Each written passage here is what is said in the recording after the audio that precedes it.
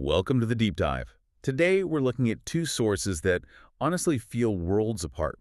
It's a pretty wild juxtaposition. He really is. We're diving into systems of control, boundaries, preservation. But one is ancient Egypt, physical bodies, and the other is, well, right now, purely digital. Yeah, it's quite the cognitive shift. On one side, we've got this incredibly detailed physical, chemical process, ancient Egyptian mummification ton. The whole point there is permanence, right? Physical permanence. Right. Lasting forever or trying to. Exactly. And then, boom, we switch to excerpts from, like, a meta interface from 2025. We're looking at these super fast, instantaneous enforcement rules on a giant digital platform. Totally different kind of boundary. So our mission here is to pull out the core logic from both. What connects, the ancient priests trying to preserve a body and the modern engineers trying to manage data flow? How do you manage something meant to last forever versus something happening in milliseconds? Well, the interesting thing is whether you're dealing with human tissue or just massive amounts of global interaction online, figuring out how things should behave, and maybe more importantly, how they shouldn't behave, that takes incredible detail, really specific, non-negotiable rules, and we're going to kind of dissect those rules today. Absolutely. Okay, so let's start with the ancient side, the deep science of making something last. We're talking history, chemistry, and this huge 70-day commitment to basically stopping decay in its tracks. Okay, let's unpack this. So embalming, at its heart, it's chemical preservation. And for the ancient Egyptians, the goal was fundamentally pretty scientific for its time. They wanted to keep the deceased looking whole, seemingly alive in a way, to stop the decay for that journey they believed in into the afterlife. And the sources mentioned this wasn't like revealed knowledge, it was learned. They actually noticed bodies left out on the hot desert sand didn't decay as fast. Right, empirical observation. And that observation grew into this really technical multi-step process. Okay, so what was the absolute core scientific goal they zeroed in on? Complete dehydration. Total. And alongside that, preventing any bacteria from getting in or thriving, because decay, fundamentally, it needs water and it needs microbes. Got it. Remove water, block microbes. You got it. Stop decay. So this massive 70-day thing, where did it begin? Step one. It began internally, surgically, really intense stuff. To stop decay from the inside out, the major organs, they had to go. All of them? Almost all. They started with the brain. They actually used a chisel, a hammer, to break through the bone behind the nose. Wow. And then a long, curved, probably heated hook to basically liquefy and pull out the brain matter. Okay, that's graphic. It was. Wow. And then the other major organs from the torso, liver, lungs, stomach, intestines were removed too. But, and this is key, they left the heart. Ah, the heart. Because that was seen as, what, the center of the soul? Yeah. Emotion? Exactly. That's the cultural, the religious rule intercepting with the science. The ritual demanded you preserve the spiritual core. But once those other perishable organs were out, the chemical process really kicked in. The body cavities were cleaned and prepared for drying using something called natron. Natron. Okay, that sounds critical. Yep. What exactly is natron? Is it just salt? It's more than just table salt. It's a naturally occurring mineral mix found mostly near the Nile. Think of it as nature's desiccant, mostly sodium carbonate and sodium bicarbonate, like a really powerful, super absorbent salt. They use a lot of it. Oh, tons. The body was literally packed, buried in heaps of dry natron powder. The goal was to draw out every single trace of water and also fats from the tissues, just complete dehydration. That made the environment deadly for microbes. That sounds incredibly thorough, just sucking all the moisture. So, okay, after maybe 40 days of that, it's completely dry. Then what? You can't just leave it like that, right? Yeah. No, exactly. Then comes the sealing phase. This is the final defense against decay starting up again. The body was coated meticulously with layers of liquid resin. Resin, like tree sap. Kind of, yeah. It would harden and essentially plug every tiny pore in the skin.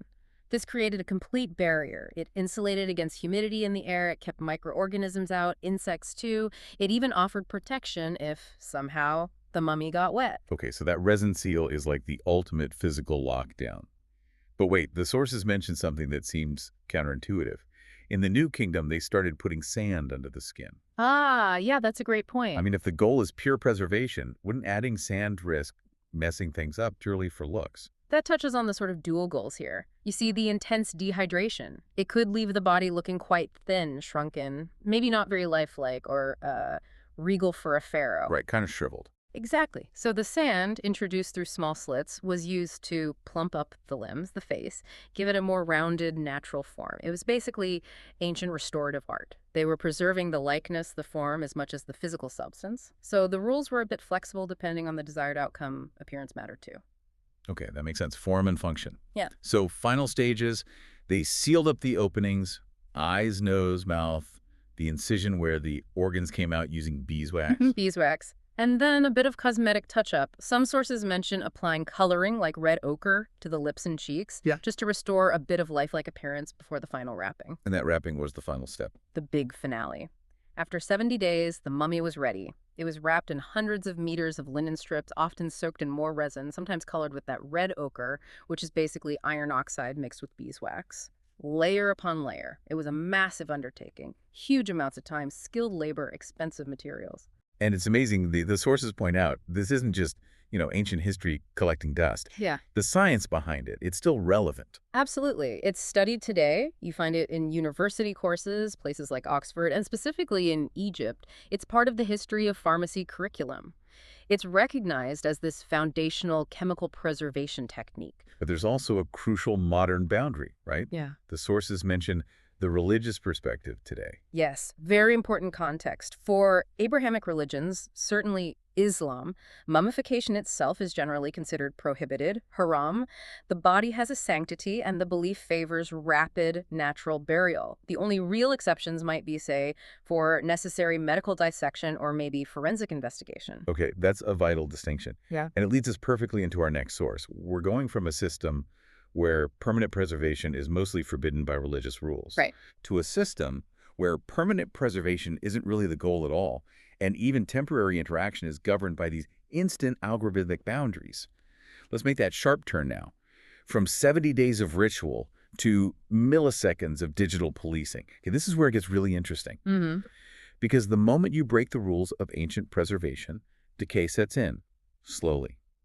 But the moment you break the rules of a modern digital platform, bam, instant block. The source shows that exact message. You're temporarily blocked. and that simple block, that message, it tells you so much about how these huge systems protect themselves. The reason given, it looks like you were misusing this feature by going too fast. Going too fast. That phrase right there, that defines a critical digital boundary. If Yeah. the ancient Egyptians feared water because it meant decay, Yeah. these modern systems, they fear speed and scale when it's unnatural. That's what signals danger. That's a fantastic parallel, dehydration versus rate limiting. But unpack going too fast a bit more. It's not just clicking buttons really quickly, is it? Oh, not at all. From a network perspective, going too fast is like, well, it's the digital version of an infection that could crash the whole system. Okay. It means your actions are happening way faster than any normal human could manage. The system instantly flags that. It looks like a bot or someone trying to scrape massive amounts of data, or maybe launching a coordinated spam attack. So the block is like a quarantine. Exactly. It's an automated defense. The temporary sealing off protects the whole infrastructure from, like, digital pathogens, things like distributed denial of service attacks, DDoS, or huge data breaches. The core logic is simple. Excessive speed equals potential threat. And the scale this operates on is just immense. I mean, right below that block message, the source lists all these languages. Yeah, it's quite a list. English, Spanish, Arabic, Hindi, Korean, Japanese, loads of them. It just shows that this one simple rule, don't go too fast, has to be enforced globally across all these user bases. And that global enforcement, it needs this incredibly dense layer of, well, rules and infrastructure. If you look at the footer links in the source, it's dated Meta 2025, so it's current. Right.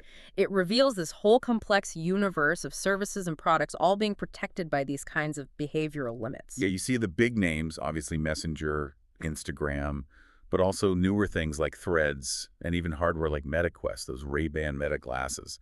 Plus financial stuff like MetaPay, the whole Meta AI ecosystem. It's vast. And it's all policed by these, essentially, speed limits. Which brings up a good question. Why does a system that reacts in milliseconds need such a long, detailed list of policies? I mean, the source lists privacy policy, consumer health privacy, ad choices, terms, help, even really specific things like contact uploading and non-users. That's like the modern version of the step-by-step instructions for the embalmers, isn't it? It really is. The priest needed exact rules, where to cut, how much natron, what order. The platform engineers need exact policies. How is data handled? What constitutes misuse? What are the precise limits? So the fact they need to instantly block you just for speed tells you how serious that threat is perceived to be. Absolutely. Keeping this enormous, global, interconnected system stable means you need these instant automated defenses to stop potential infection spam, bots, attacks from spreading. The resources aren't natron and linear anymore. Yo. It's computing power and lightning-fast code execution. Okay, let's try and bring these two incredibly different worlds together then. What have we seen today? Well, we started with that 70-day, meticulous, resource-heavy physical process aimed at achieving permanence lasting thousands of years. The key was removing water, the source of physical decay, and sealing the result with resin. And then we jump to the instant, often temporary algorithmic block needed to keep a digital system stable today. The goal there is removing unauthorized speed, the source of digital decay, you could say, like spam or scraping, and sealing off the user with automated code. Rate limiting. Yeah, the operational contrast is just stark. One is this painstaking, weeks-long effort to defy decay over centuries.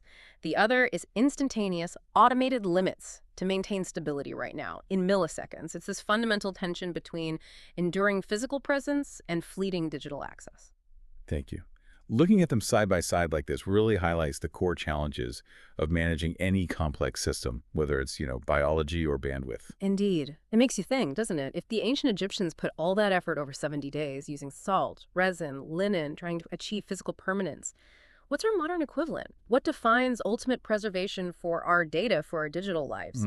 Especially when just going too fast can momentarily, erase your ability to even interact. What are we building today in our policies or our tech that we genuinely expect or even intend to last 5,000 years?